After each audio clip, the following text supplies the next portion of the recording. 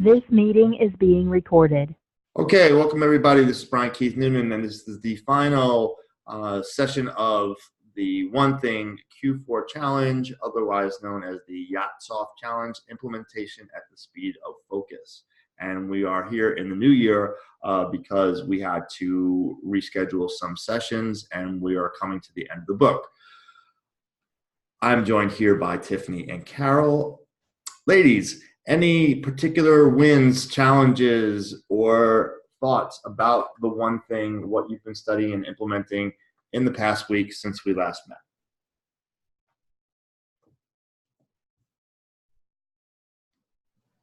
Coming off the holiday season, things are hopefully normalizing a little bit, and I'm wondering if you're getting in some planning and having success executing on goal setting to the now, getting those priorities into the calendar, distilling to-do lists to success lists, and everything in between.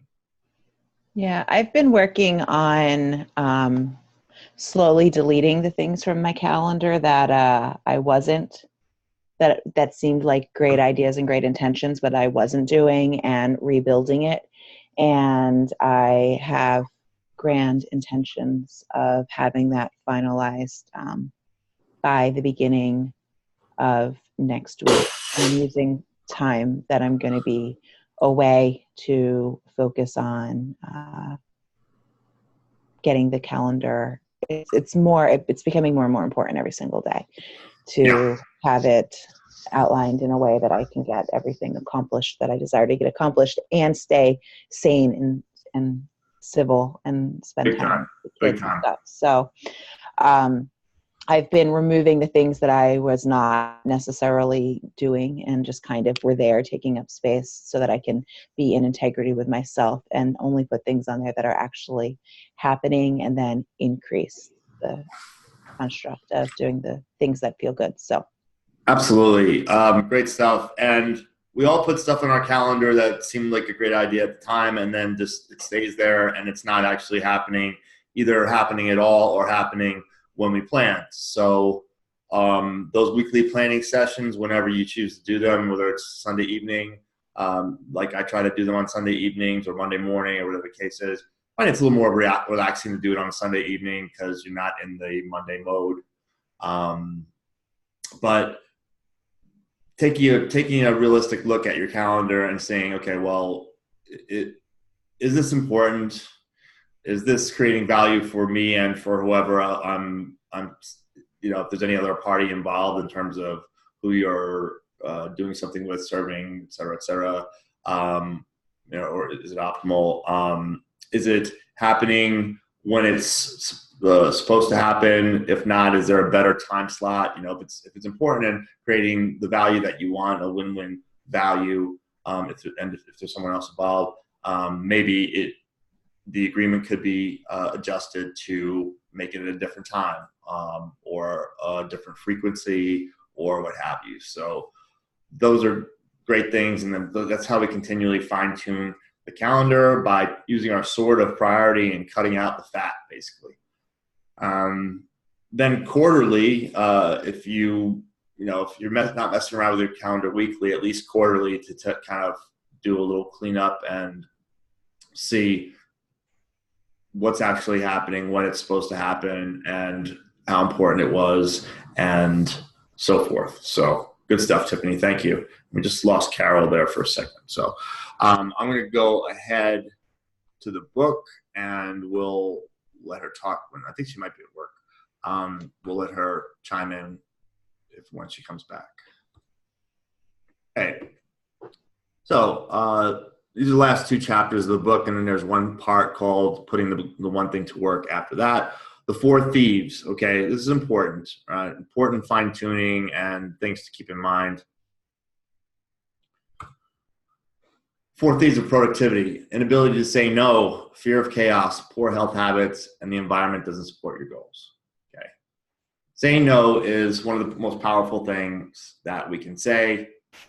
And especially once we realize that we don't have to do it with a whole bunch of explanation. We're not bad people for saying no. And it's our right to defend our priorities and most importantly, our purpose. He says in the book, the author Gary Keller, it's not for him to respond to a request at all or consider a request at all. It has to be connected to his one thing.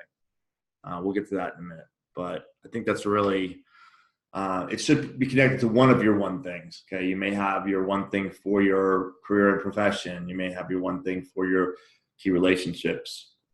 You might have your one thing for your personal growth, health, and well-being. You might have your one thing for your finances. You might have your one thing for your spirituality. But if something comes across your radar, across your desk, and you're considering it, I would highly encourage you to use that as the initial gauge of whether you consider it or not. Okay. Here's the thing: when you say yes to something, it's imperative to understand what you're saying no to. Right? Because we can't be in two places at once. And so really, realistically, for me, I try more and more to make decisions based on, is it a hell yes? And if not, it's a hell no. Nothing in between. Cutting out those gray areas of things that we say yes to because we're trying to be nice, we feel obligated, we feel that there's a need there that no one else is filling, or whatever the case is. If it's not congruent with what you're trying to do, please say no. He says the art of yes is by default the art of saying no, because saying yes to everyone is the same as saying yes to nothing. And by default, you're saying no to something else. Can't please everyone, so don't try. Once again, the things underlined by the author are some of the key ideas in the book, along with the diagrams, the big ideas at the end of the chapters. Saying yes to your one thing is your top priority, as long as you can keep that in perspective. Saying no to anything that keeps you from keeping your time block should become something you can accept. Then it's just a matter of flow. And he talks about different reasons why we struggle with, to some degree, with saying no. Also, it's a matter of, amongst the things he mentions here, trying to look good or have people like you, people pleasing. That's very dangerous in life. And I know that I've given into that at various times, and it's really not productive. We don't have to worry about, it's not our business what other people are thinking or how we look to other people, because everyone's running everything through their own filters, and no matter what you do, some people are going to like what you do and some people aren't. Carol, is that you back? I think so. Let's see. Hey, Carol, are you someplace that you can chime in before you fell off? Did you want to say anything about wins, challenges, or thoughts about the one thing in the past week or two? I think this is your first time joining us live on here, but you and I have been talking about it one-on-one. Are you someplace that you can talk or no? See lights. Oh, she's having trouble with reception, I think. Okay, back to share. I wanted to give her a chance there, but it sounds like she's maybe having a hard time with her connection. Okay. You can say no. This is Seth Godin quote. He wrote the book Tribes. Reminds me, I want Carol to read that if she hasn't, because we were talking about tribes yesterday. But Lynchpin, some different good books like that. You can say no with respect. You can say no promptly, and you can say no with lead to someone who might say yes. But just saying yes because you can't bear the short-term pain of saying no is not going to help you do the work. Of course, whenever you need to say no, you can just say it and be done with it. There's nothing wrong with this at all. In fact, this should be your first choice every time. But if you feel there are times that you need to say no in a helpful way. There are many ways to say it that can still lead people forward toward their goals. You can ask them a question that leads them to find the help they need elsewhere. You might suggest another approach that doesn't require any help at all. You might not know what else they could do, so you can help them by gently prompting them to get creative. You can politely redirect a request to others who might be able to assist them. Okay? Great advice, and kind of smooths the process of saying no. Now, if you do end up saying yes, there are a variety of creative ways you can deliver it. In other words, you can leverage your yeses. Help desks, support centers, and information resources couldn't exist without this type of kind of strategic thinking. Pre-printed scripts, frequently asked question pages or files, written explanations, recorded instructions, posted information, checklists, catalogs, directories, and pre-scheduled training classes can all be used effectively to say yes while still preserving your time block. So kind of deflecting or deferring to something else that's already available, an already available resource source that they can access themselves and figure out the answers. The biggest lesson I've learned is that it helps to have a philosophy and an approach to managing my space. Over time, I developed what I refer to as the 3-foot rule. And that's like as far as you can stretch your arms out, right? Your arms are about 3 feet long. So a 3-foot radius from us. I've made my time managing mission to limit who and what can get within 3 feet of me. I love this, actually. The rule is simple, underlined. A request must be connected to my one thing for me to consider it. If it's not, then I either say no to it or use one of the approaches I shared above to deflect it elsewhere. Okay, good stuff. Bill Cosby, unfortunately not as great of a reference as it was at the time of the writing of this book. I don't know the key to success, but the key to failure is trying to please everybody. Have you all had trouble with this, as I have at various times when I wasn't clear on what my purpose and priority was? Trying to please everybody, trying to be liked, trying to look good. Something gets us in trouble, and we can say yes to too many things, and the important things to us get pushed by the wayside, or we overcommit ourselves and we get burnt out. I've never experienced that. All right. No, I mean, I know it's a rhetorical question. Yes. No, it's not really. It's not. None of my questions very few of my questions on here are rhetorical. I love hearing from you guys. No, I understand. And people are going to be listening to the recording. I realize that you know that I have indeed had issues with people pleasing me and not wanting to necessarily do or say anything to make other people unhappy, even at the risk of making myself unhappy or not standing my own integrity. And I'm happy to say I've grown past that. Not completely. It's still something I have to pay attention to. But yeah, it's definitely something to pay attention to for all of us, for sure. Focusing on one thing has a guaranteed consequence. Other things don't get done. Although that's exactly the point, it doesn't automatically make us feel any better about it. There will always be people and projects that simply aren't a part of your biggest single priority but still matter. You will feel them pressing for your attention. There will always be unfinished work and loose ends lying around to snare your focus. Your time block can feel like a submersible, like a submarine, where the deeper you commit to your one thing, the more the pressure mounts for you to come up for air and address everything you put on hold. Eventually, it can feel like even the tiniest leak might trigger an all-out implosion. By the way, this section is called Fear of Chaos. Okay, this is section number 2, Fear of Chaos. So saying no and an ability to say no was the first section. This is Fear of Chaos. So being so focused on our one thing and going deep on it is going to create some pressure and perhaps some chaos. When this happens, when you give into the pressure of any chaos being left unattended, it can be a total relief, but not when it comes to productivity. It's a thief. It's one of the thieves. The truth is, it's a package deal. When you strive for greatness, chaos is guaranteed to show up, underlined. In fact, other areas of your life may experience chaos in direct proportion to the time you put in on your one thing.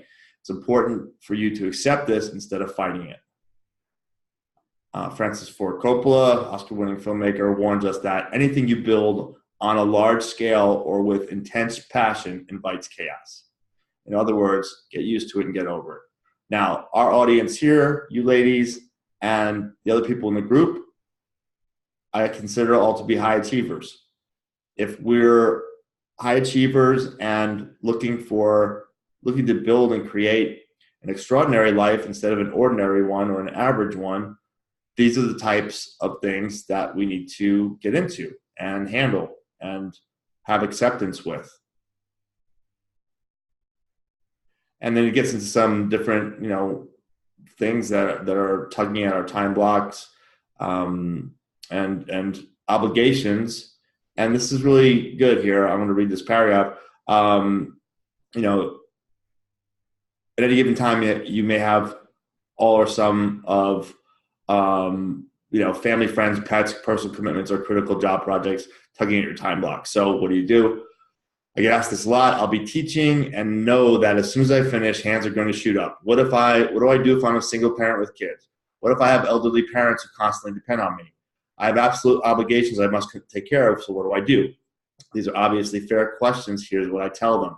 Depending on your situation, your time block might initially look different from others. So you may not have that beautiful, clean 4-hour time block, or you might not even want it, actually, in your day. For me to sit someplace and focus for 4 hours feels like an impossibility. I break mine up, okay? At least with a little break in or a little couple breaks in between, depending. So for each of our situations are unique, depending on where you are in life. You may not be able to immediately block off every morning to be by yourself.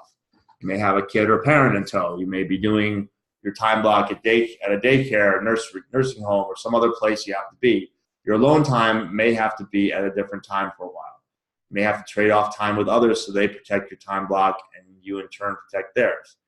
Like Tiffany, like the kids, like Jack and Brian's friends, you found them to be an ally, right, in protecting time blocks. If they come over and play, the kids go over their house and play. So there are creative ways around there. But there are different ways to make it work. When you commit to your one thing each day, extraordinary results ultimately occur. And the one thing comes from establishing what it is and then goal setting to the now to those one things and someday goals, bringing them into the present and putting it on the calendar and keeping your appointments with yourself and other people that are important to you. Poor health habits. Okay. If you don't take care of your body, where will you live? That's a great question. And I know I've certainly been guilty of trading my health or optimum health for work, excessive work in the past and other distractions, and it never works out well. So we've got to take care of this physical, the physical vehicle for our spirit or our soul here on earth in the physical plane. Got to take care of this thing. And he talks about personal energy mismanagement being a silent thief of productivity. When we keep borrowing against our future by poorly protecting our energy, there's a predictable outcome of either slowly running out of gas or prematurely crashing and burning. And this will happen. We were talking about this the other day, Tiffany, about sleep and stuff like that, right? We can only borrow from our body, go into that. We can only overdraft that account for a certain period of time before we start feeling the consequences of it. High achievement and extraordinary results require big energy, underlined. So what can you do? It talks about the amazing biological machine that we are and getting some exercise in. He's got sort of a layout, and this follows a lot of what we've all been talking about together and executing and implementing in our own lives, okay? In terms of your morning, begin early with meditation and prayer for spiritual energy. Then move straight to the kitchen for your most important meal of the day, which is breakfast.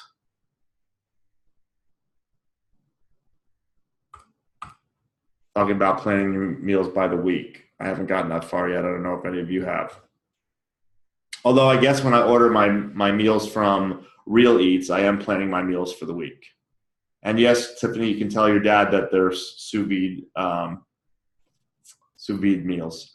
So they're pre-cooked or partially cooked, and they're in a bag, and you just boil them, and it's a whole meal. I can have steak and all kinds of crazy things that are delicious right from the bag, just by boiling. I'm interested to hear the update on Fred's sous vide cooking kit. Yes, I will get information. Then he says, "Hey, get some exercise, move your body." Okay. Talks about the 10,000 step goal. I don't know if you guys are tracking your steps. I don't have anything to track mine. I think there's an app for your phone that you can do it if you don't have one of those little wristband thingies. Spend time, if you haven't spent time with your loved ones at breakfast or during your workout, go find them, hug and laugh. Oops. So get a little love in. Grab your calendar next and plan your day. Okay, hopefully you've done sort of a weekly layout, for instance, on Sunday evening, like I was suggesting. But you can take a few minutes each day and get a scope on, each morning and get a scope on your day. Know what you have to do, estimate time to do, and put in whatever you have to do. Okay, frees your mind. The more that you have stuff on your calendar, I'm highlighting this thing and it's booming the pages around. More stuff, knowing that you have everything on your calendar from your vacation and time off and personal time and time with in this order, and time with your loved ones, and then time for work and other commitments. When you have everything on your calendar, you can really relax a lot, I find, because nothing's falling through the cracks. And you're going to be touching and giving each main area of your life the justice it deserves. Do you find that, Tiffany, when it's on there and you've done it ahead of time and like, okay, I even have reminders and stuff, and I know I'm not going to miss anything. Nothing's going to fall through the cracks. And it also helps you better say no if you have a full calendar, full of important things that you've predetermined or in line with your one thing, your main purpose in a given area of life, and you're taking care of everything in a holistic way so that you have a full and fulfilling life. Do you find that's helpful to you as your calendar gets fine-tuned, Tiffany?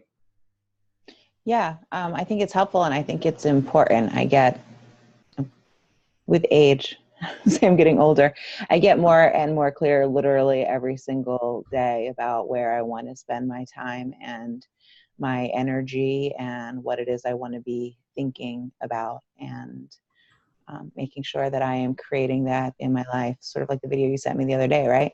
I do what I do as part of my amazing life. And if it's not an amazing life, then I'm not doing something right.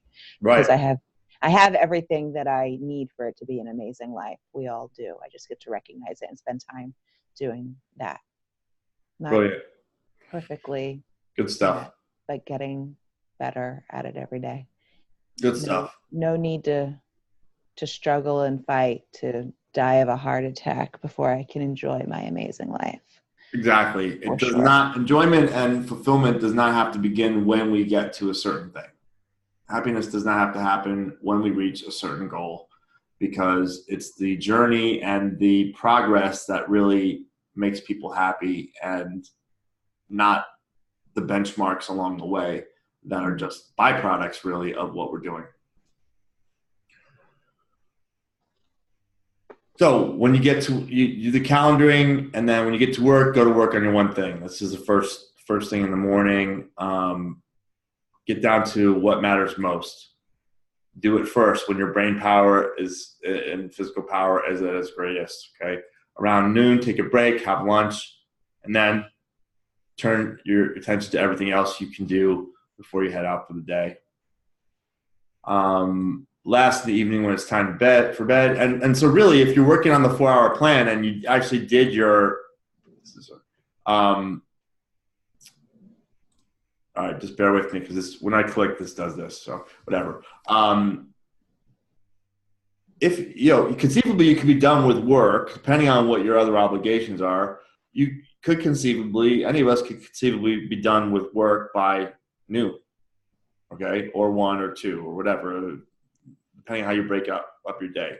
Mine is probably more afternoon centric as far as work goes. So like a 12 to 4 kind of schedule, give or take. And yes, I do some work things before and after that when they fit in and make sense. But I told a client the other day, potentially long-term high-ticket client, I don't take business calls before noon. So let's get together after that, sometime in the afternoon. And the reason for that is because my morning, part I'm awake for, is my personal time, my reading, my meditation, my exercise, my eating breakfast, and so forth. So that's how I attempt to structure my day and stay in integrity with that. Each of us will have a different rhythm and, in terms of when we go to bed and when we wake up and all those things, depending on your own situation and preferences. But I would invite you to stick with them and not worry about accommodating someone because you're afraid you're not going to, because you feel like you need the business, for instance, or you need the client. It's hard to do, but when we do it, when we stand in integrity and we're congruent with ourselves and not coming from a place of scarcity, even if you'd like to have that enrollment/sale, you'd be amazed at what the results can be. It talks about getting 8 hours of sleep.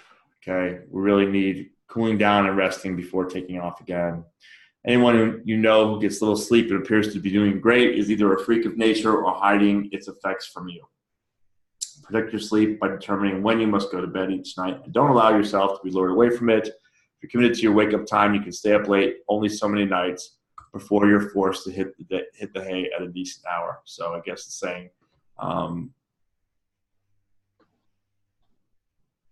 saying, get up anyway, even if you go to bed late, on a one-off type basis. All of us have talked about the blue light filters and stuff like that to use on your screens, your phones, tablets, computers. Keep the circadian rhythms in place. Get that blue light that keeps you up and makes it harder to get to sleep. Cut that stuff out at night. And I often find they're nice to use during the day. I might even have mine on right now. I don't know. I don't think so, but no, I don't think so. But often I will, if I feel like my eyes are getting strained during the day, I will put mine on. And you can adjust how dark it goes. So you can still have a brightish looking screen, but cut out some blue light. Okay. He says, if your response is that you have too much to do, stop right now. Go back to the beginning of this book and start over. You apparently missed something. Okay. So that's important. Anytime we're overworking, staying up too late to work, et cetera, work is impinging too much on our personal life, family life, et cetera. We need to go back to the drawing board here, because if we're actually implementing what's suggested in this book, we shouldn't have that problem. A highly productive person's daily energy plan, right here. We just went through it. Okay, we just went through the whole thing, but this is the concise version of it. Here's our mystery guest, Carol Agappa. Hi, Carol. You having trouble? Sorry, You having trouble with the internet. connection over there? I did, but Okay. now I'm home. I'm good. Okay, cool. Well, I'm glad you could join us. You're probably going to have to go back to the recording and see what you missed. But since we have you, did you want to comment real quick on any challenges, wins, or questions or thoughts about the one thing over the last couple of weeks as you've been getting into it? I think, as she mentioned earlier, the calendar part, just trying truly to look at it and stay true to it. Trying to keep up your life with the calendar. Yeah. So, and just as I was talking to you before, just looking at the whole thing and just finding that the first domino that's going to move all the other stuff and putting that thing. For me, that's what I'm trying to do. Taking just one thing in each category and just focusing on it, because I believe that's the thing that is going to make the greatest impact for all the other things to happen. I agree. How's it feel doing it? How's it feel doing that process? It is good because I mean I was into a calendar before, but this is a different way of looking at it. Instead of having a lot of things of the same category in there, trying to scramble and figure out where it fits. So for me, it's like, okay, I gotta watch what I eat on my health section because I already have my workout down. You know, not that I'm not gonna work out, but now I need to put more energy on, you know, the food and all that stuff. So it's a different way of looking at it, and I like it better because then you don't have to have too many things that you have to do. Nice. All right, perfect. Thank you so much. Appreciate that. You can go back and hear Tiffany's comments at the beginning too if you watch the replay. I just wanted to give you a chance to weigh in as well. All right, here we go. This is the short version here of the highly productive person's daily energy plan. We just went through the details of it, but here it is in just 5 steps. Okay. The productivity secret of this plan is when you spend the early hours energizing yourself, you get pulled through the rest of the day with little additional effort. Underlined. Okay. You're not focused on having a perfect day all day, but having an energized start to the day. If you can have a highly productive day until noon, the rest of the day falls easily into place. And that's positive energy, creating positive momentum. Structuring the early hours of each day is the simplest way to extraordinary results. And this is the 4th thief of the 4 thieves, which is what this chapter is called, 4 thieves to productivity, and that the environment doesn't support your goals. Okay. Tells a story here. Your environment must support your goals. Your environment is simply who you see and what you experience every day. The people are familiar, the place is comfortable. You trust these elements of your environment, quite possibly even taken for granted, but be aware anyone and anything at any time can become a thief, including kids, pets, spouses, whatever, clients, prospects. Diverting your attention away from your most important work and stealing your productivity right from under your nose. For you to achieve extraordinary results, the people surrounding you and your physical surroundings must support your goals.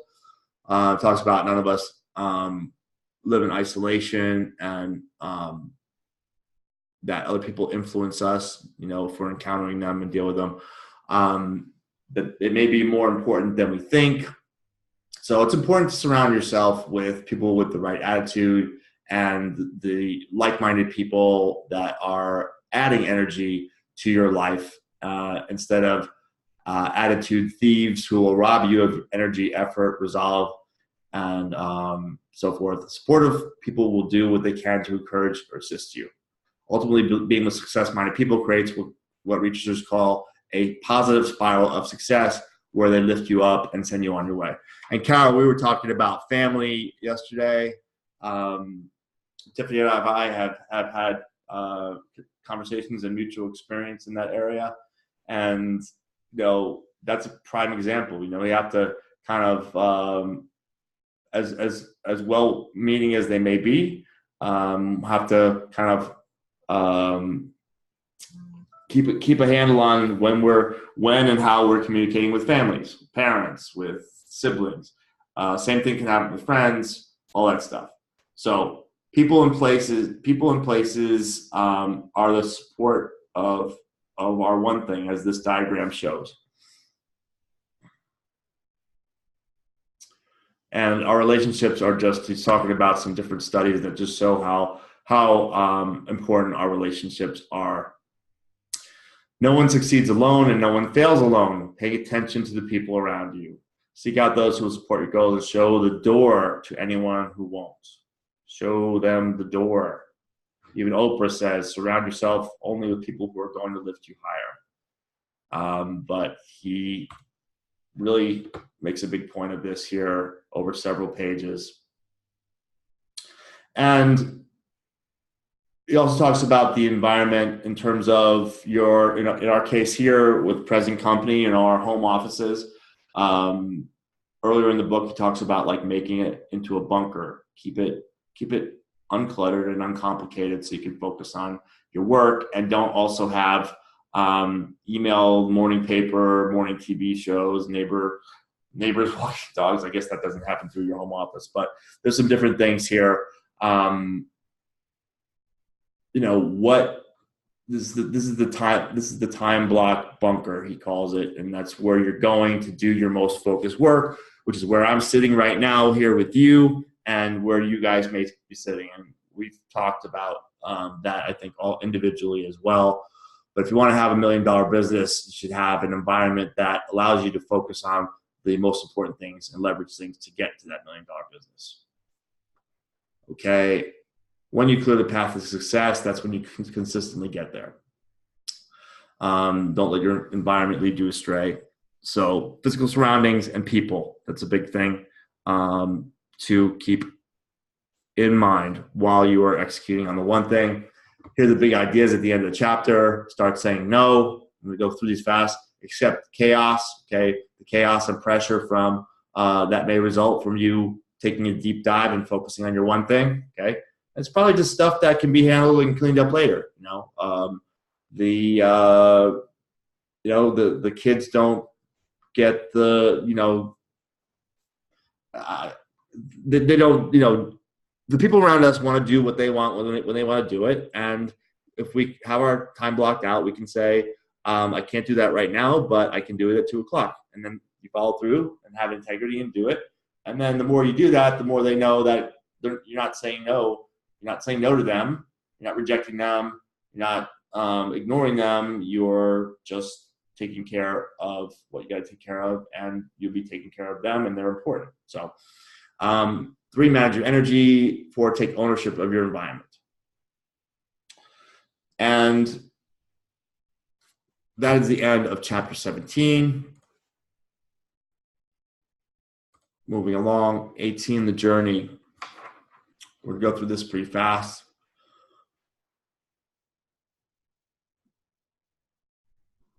One step at a time may be trite, but it's still true. No matter the objective, no matter the destination, the journey is to anything you want always starts with a single step. And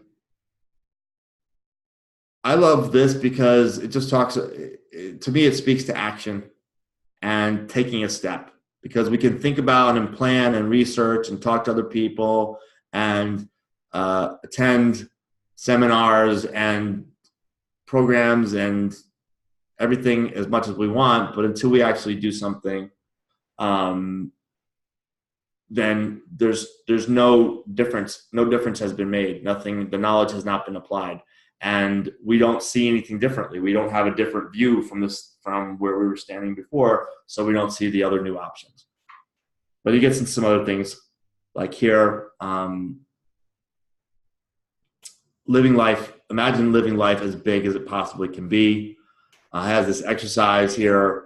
Write down your income, multiply it by a number, 2, 4, 10, 20. It doesn't matter. Just pick one, multiply your income by it, and write down that new number. Looking at it and ignoring whether you're frightened or excited, ask yourself, will my current actions get me to this number in the next 5 years? If they will, then keep doubling the number until they won't. If you then make your actions match your answer, you'll be living large. Now, that's an interesting little exercise there. I don't know if I've recently done that, so I'm going to do that for myself. And I guess the idea is to, if the number, and this is just one example in terms of earnings / business / finances, but if it doesn't make you frightened or excited, then keep doubling it. That's pretty cool. Living the largest life possible requires you not only to think big, also take the necessary steps, necessary actions to get there. Extraordinary requirements require you to go, results require you to go small. So we're talking about going small to go big. We're laser focusing on the most highly leveraged actions in order to go big. Have you all found that some of these counterintuitive things, like slowing down to go fast, going small to go big, and so forth, are very powerful, like I have? Yeah, for me, I have, because when I read the Productivity Project, I forget who wrote the book. He was talking about the whole concentrated thing. Like, if you focus for 3 to 4 hours a day, you really don't need more than that. Yeah. So when this book came along and it's just like, 4-hour blocks, and we were talking the other day, all you really need is 20 hours. Yeah. So if you're working part-time, then it might not be a 4-hour block. I might have a 6-hour block, but I'm still able to do the 20. But I like the 4-hour block, and I've realized like when I hit the 4-hour mark, if I've really been focusing on what I'm doing, I really don't have enough. I shouldn't say I don't have energy, but that creativity and whatever is not there anymore. Now then I can do the busy work after that. So I try to keep that to the morning, to do that concentrated work, the first thing. And then as I get foggy, I just switch on to the other things that don't require my full concentration. Sure. So getting your most important and most complex work done first while you're at the highest brain power. And then other ways to break that up, whether it's a lunch break or 15 minutes of meditation, or other, or a snack, or a quick walk outside, or some jumping jacks or burpees or whatever does it for you. Those things can help also extend work blocks and refocus things, or drinking some ketones or whatever the case is. But I agree with you though, 100%. Front loading the day really is good, and that's something that I got out of the habit for a while, and I'm getting back into. You two are earlier risers than me, but nevertheless, I can still do things in the morning.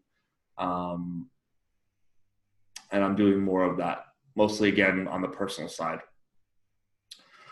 There's no surefire thing, but there's always, okay, so here we go. So when you choose a big life, by default, you have to go small to get there. You must survey your choices, narrow your options, line up your priorities, do what matters most. You must go small. You must find your one thing, okay? There's no surefire thing, but there's always something, one thing that out of everything matters more than anything. I'm not saying there will only be one thing or even the same thing forever. So we always talk about having one things in each main pillar of our life that's supporting the structure of our life. I'm saying that underlined, at any moment in time, there can be only one thing. And when that one thing is in line with your purpose and sits atop your priorities, it will be the most productive thing you can do to launch you toward the best you can be. Talks about the dominoes knocking down each other, using those leveraged actions. And we've all heard this story, but the battle between us, two wolves inside us, one is fear, okay? The other is faith. Which wolf wins? The one you feed. So are you feeding your faith, or are you feeding your fear with what you're doing and how you're thinking? Your journey toward extraordinary results will be built above all else on faith.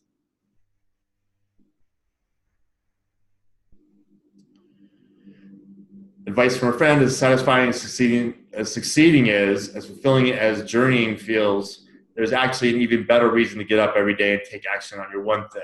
What's it going to be?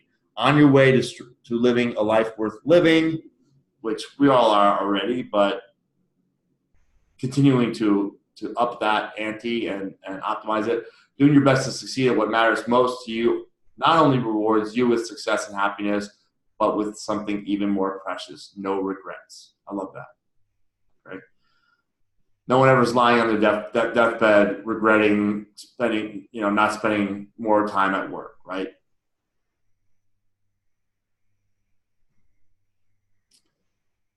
Go live a life worth living, where in the end you'll be able to say, I'm glad I did, not I wish I had.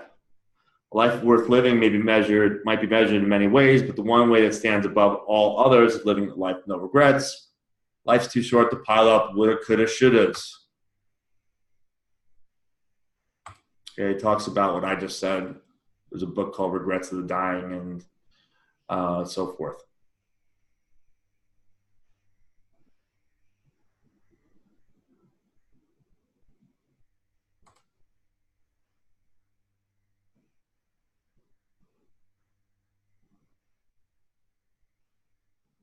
Nice story about a man and his son. And the moral of the story: when I put the man together, the world just fell into place. So that goes for you ladies as well. Okay, let's talk about the kid doing a puzzle. And on one side there was a man, and the other side was a map of the world. Put yourself together and the world falls into place. And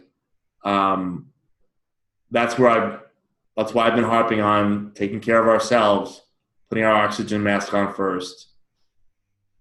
It's not selfish. It's essential for us to be the best, not only for ourselves, but for the other people that we care about and that we would serve.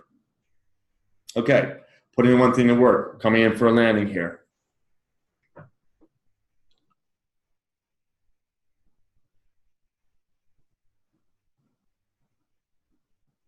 Sampling of things that you can ask yourself, okay? Shortening, these are the focusing question. What can I do now? Or what's the one thing I can do now? Or can I do this week? Or can I do this month? Such that by doing it, everything else will be easier and necessary.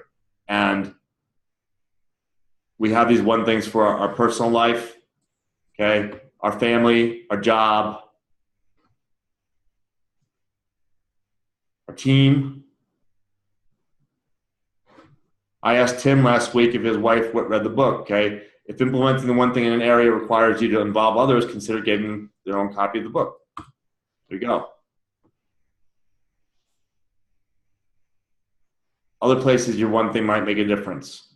Yesterday I had a one-on-one with Jimmy, and he was describing how he's kind of running ragged at work. He loves his work, but he gets pulled in all these different directions. And I said, why not take time blocking into work and do the same thing you do with your calendar with your time at work? And it was revolutionary, but I can't wait to see what happens when he tries it out, because he doesn't have his own business, but he does have some agency over his time at work.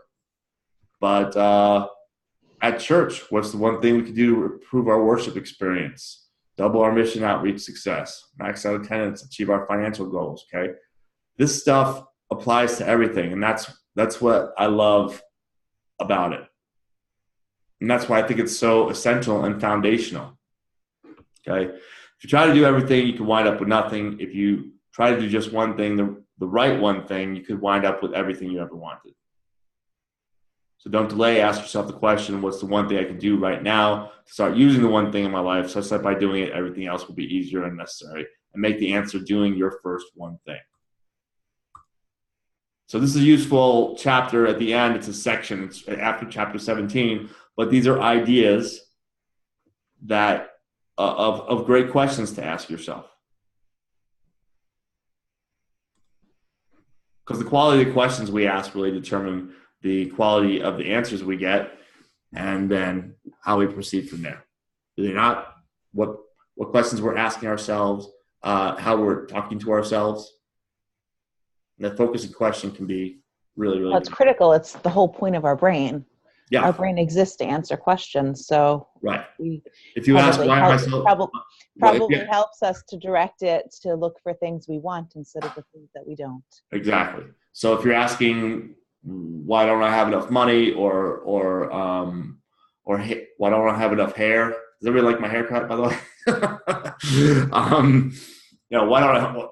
Why is everything screwed up? Why does this always happen to me? That type of thing. That you're going to get answers for it. Your brain and/or the universe are going to provide those answers. It's going to provide you more of what you are asking for and more of what you're focusing on.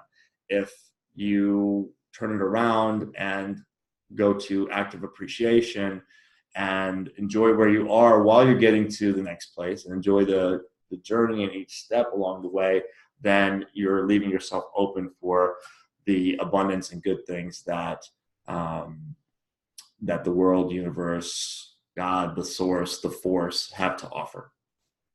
So I wish everybody else was here, but I know they couldn't be. Just as our final official session, please keep the conversation going in the group. If you have, I'll be putting this recording up in there, and we can have further discussion.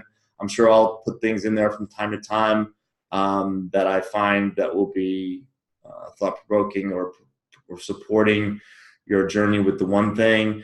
By all means, do not make your first time that you read the one thing your last time. And I think most people in the group have read this multiple times already, but each time I go through it, and part of the reason I teach it is to give me an excuse to go through it again, because I've done it probably 6 times by now already, 5 or 6 times, is that I find things that I missed, or didn't fully implement, and then I can just keep adding them in and cutting out the rest, saying yes to the good ideas and cutting out the bad ones, and making more space and having more clarity about my purpose, my vision, my one thing that will both fulfill me and by that effect my loved ones and my clients, and make an impact in the world. So I guess that's about it, unless you ladies have anything else for me. Go forth and do thy one thing. All good over there, Tiffany? All good over here. All right. Well, thanks for being part of the group. And Carol, thanks for jumping in at the end here. We'll continue to do stuff with the one thing in our one-on-one coaching. And if I end up doing another group, we'll get you in on it from the beginning. Okay? Okay, thank you. All right. Thanks. Have a great weekend, everybody. You too. Bye-bye.